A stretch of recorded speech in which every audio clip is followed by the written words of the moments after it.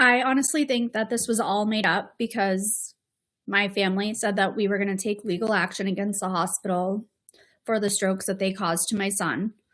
And they know that if Oliver's not in my care or in a family member's care, we can't take legal action against them. Despite us having documents that disprove what they say, this is still the route that they're going, even though there's no evidence. My name is Kristy Anderson. I'm a mom of 3 children. Oliver, my youngest child, was born with significant feeding difficulties, and he struggled to gain weight. He was admitted twice to the special care nursery within the first few days of life and was fitted with a feeding tube to help with his nutrition in January of 2023. The feeding tube helped. Oliver began to gain weight and was doing well on a hypoallergenic formula. But in August of 2023, shortly after his first birthday, he began to have blood in his stool, and that happened more often as the months started to progress. In the fall, Oliver became sick. He had COVID, influenza, and RSV, and he was hospitalized for the RSV. His weight began to decline, and within about a month's time, he had lost 12.5% of his body weight. In January of 2024, Oliver was admitted to Boston Children's Hospital for acute weight loss and gastrointestinal bleeding. He was 17 months old at the time. He underwent multiple tests. They all came back normal. Doctors tried different ways of feeding him, but his symptoms did not improve. On February 9, 2024, doctors performed what they called a series of routine procedures. When Oliver emerged many hours later, he did not look like himself. I alerted staff. They brushed it off but said that they would call the provider. 18 hours later, an MRI was ordered and confirmed that Oliver had suffered multiple acute strokes and at least 1 vertebral dissection. His documentation stated that the strokes were related to those recent procedures. His IV line had also been placed into an artery rather than a vein. Oliver was transferred to the ICU. They feared his condition could deteriorate rapidly, and he was given blood-thinning medication. Oliver continued to get worse. He continued to have unexplained blood loss and needed multiple blood transfusions. Bacteria from his gut got into his bloodstream and caused an infection. He was given antibiotics. Days later, I was told that not all biopsies were obtained, but they'd look into the oversight. Oliver eventually stabilized and he left the ICU, but they still didn't know what was making him sick. Despite all this, he was discharged on March 14th. That morning, he actually passed a blood clot and lost weight, and they still discharged him. While at home, Oliver's doctors closely monitored his condition, but the symptoms persisted. He was readmitted on March 25th. His blood sugar was low, and he was monitored until March 28th, when he was discharged, and we were told to come back after Easter. In April, Oliver returned to the hospital with the plan to start TPN, complete caregiver teaching, and then go home. While Oliver was in the hospital, a second colonoscopy was done. Everything came back normal. However, he contracted COVID a second time, along with rhinovirus from his roommate. He developed blood clots from his PICC line and had to go back on blood thinners. Oliver developed sepsis, and he had bloodstream infection, and he needed a 6-week course of antibiotics that had to be completed in the hospital. Oliver's hemoglobin levels started dropping again, requiring multiple blood transfusions. Doctors hypothesized his bloody stool, complications from his exams, and bone marrow suppression due to repeated infections were the cause of this. By June, I was frustrated with the lack of answers.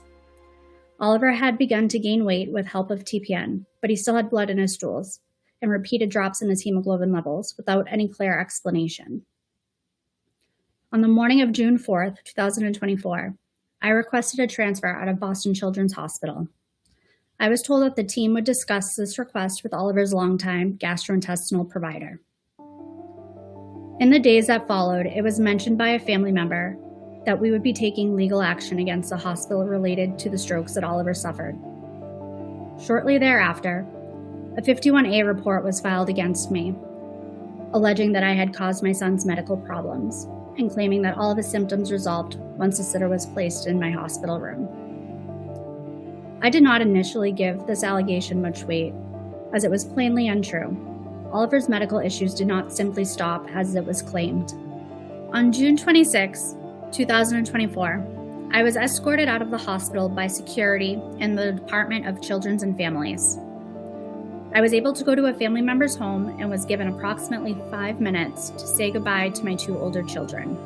Instead of acknowledging what had happened, I was accused of medical child abuse, despite there being no factual evidence to support the claim that the accusation was used to deflect responsibility for the injuries my son suffered. Just weeks later, the court dismissed the care and protection order for my 2 older children, and they were returned home to me in August of 2024. Oliver was still in a hospital. He sat in that hospital to the beginning of August, where he went into a foster home. Since being in DCF custody, Oliver has been placed in 2 foster homes. During his initial foster care placement, DCF failed to disclose critical medical history to Oliver's foster parents, including that Oliver had suffered multiple strokes. As a result of this, his foster parents allowed him to bang his head on the floor, believing it was a behavioral issue. I raised concerns that the behavior was a neurodevelopment in nature, but those concerns were dismissed by both DCF and the hospital. Autism was later formally diagnosed in September of 2025. Oliver is now in a kinship placement with family members, where I am permitted 2 hours of supervised visitation per week. Before going public with my case, the goal was reunification. My son has been out of my care now for 18 months. After going public with my case, within approximately 3 weeks, the goal was shifted to adoption. After seizing my son and falsely accusing me of abuse, I have not been afforded the option for an independent secondary opinion from a qualified specialist, nor have I received clarification from DCF about whether the accusing provider reviewed all of my son's medical records, especially those up-to-date records, showing his weight fluctuations, his involvement with multiple specialty doctors, and his medical course of treatment while in DCF custody. My son is medically fragile and still relies on a G-tube and requires ongoing feeding support services, which directly contradicts claims that his medical needs have resolved. Oliver is in ongoing physical therapy for right-sided weakness, a condition that was ignored or dismissed by both the accusing hospital and DCF, despite being clearly documented in his medical records. My son's new diagnoses, including NF1 and autism. NF1 stands for neurofibromatosis. It is a genetic condition that affects how cells grow, causing changes in the skin, nerves, bones, and sometimes learning or development. It can lead to such features such as cafe au lait spots, tumors along the nerves, vision problems, developmental delays, and in some children, feeding and digestive difficulties that make weight gain challenging. This further underscores the complexity of his medical needs. He also has other genetic anomalies that have yet to be studied or adequately addressed. There is a multitude of issues. Oliver sees a GI provider. Oliver's always had gastrointestinal problems since a baby, struggle with gaining weight. He sees like a nutritionist. He also sees a dietitian. Oliver was born with a horseshoe kidney, which basically just means his kidneys connect and they kind of form like a horseshoe, so he sees urology for that. Oliver has multiple genetic anomalies, so he sees a geneticist. One of his genetic anomalies is NF1. So because he has NF1, he has to see an NF1 specialist. And because of that, he has to be monitored by ophthalmology to make sure that he doesn't get any tumors on the back of his eyes. And he also has to see an orthopedist because they want to make sure the curvature on his spine is okay. But he was also seeing an orthopedist because he wasn't growing. Oliver is very short. He is only in the 2nd percentile for his height, which has come up because he was never even on the charts. So for that, he was seeing endocrinology. So some things are connected, some are not. Throughout my case, there have been due process violations, and those violations continue. The ongoing harm to my son's siblings who continue to suffer emotionally from prolonged separation and uncertainty caused by this process. Over the past 2 years, Oliver has had to keep all of his medical care under Boston Children's Hospital, where he sees about 13 different specialists. I asked for second opinions, outside opinions. I was not able to get one. PCP wasn't able to get one. DCF said that they were going to get a second opinion on their side. They went, and it took them about 13 months or so to even find somebody to do a second opinion. And it was somebody from out of state. It was somebody from Hasbro Children's, who is a child abuse pediatrician who doesn't have any expertise in any of Oliver's multitude of issues. And this provider weighed in, saying that basically he agrees with what was said at Boston Children's. And I don't think he was given all of the facts. I think he was given biased information to make this conclusion that he came to. We've probably spent a collective total around $180,000. DCF has not laid out any plan whatsoever. I'm getting very little information at this time. Since their goal is no longer reunification, it is termination of parental rights. I'm not given that much information. We subpoenaed records from 5 different entities. Nobody gave them to us. We got nothing. And nobody's holding anybody responsible. I asked for updated medical records for Oliver from Children's. Nothing. Nobody knows what's going on with Oliver. We have never been even given a diagnosis as to why he needs a feeding tube. Why does my son need a feeding tube? Well, some kids just do. That's the only answer that we've really gotten. Oliver is on an appetite stimulant twice a day, otherwise he does not eat. He has been on an appetite stimulant since he was about 5 months old, on and off. Why does he need that? I don't know. Oliver has sensory issues with food, which goes into kind of like the whole autism bit.